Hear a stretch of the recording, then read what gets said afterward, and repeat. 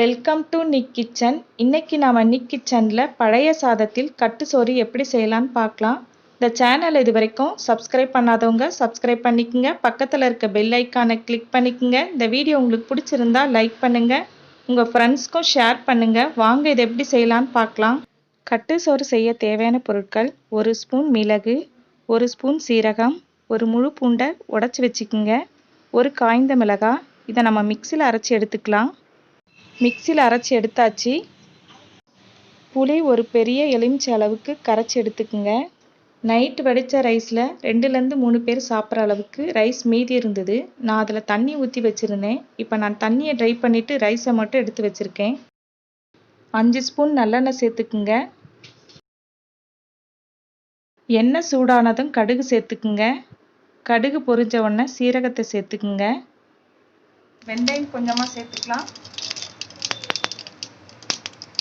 கருவேப்பிலை கொஞ்சமாக சேர்த்துக்குங்க. 4 காய்ந்த மிளகாய் அதை 2ஆக கட் பண்ணி சேர்த்துக்குங்க. புளி தண்ணியே சேர்த்துக்குங்க.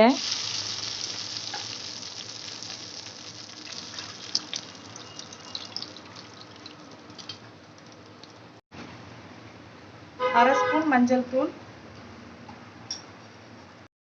அரை ஸ்பூன் பெருங்காயத்தூளை சேர்த்துக்குங்க.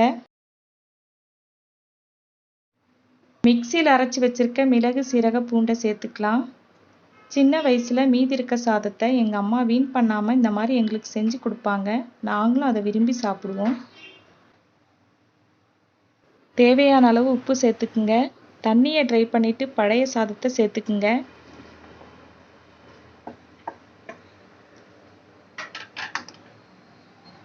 இதை நல்லா கலந்து விட்டுக்குங்க.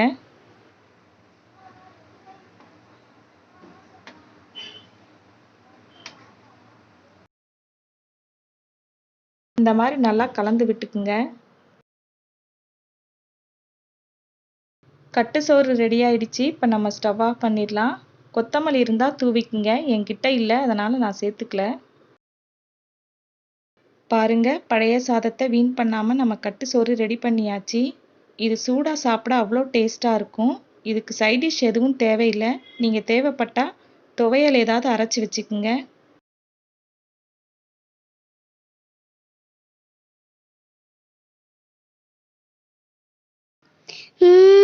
ரொம்ப டேஸ்டா இருக்கு.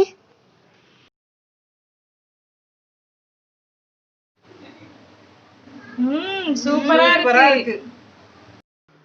பாருங்க, டேஸ்டான கட்டு சோறை நம்ம ரெடி பண்ணியாச்சு.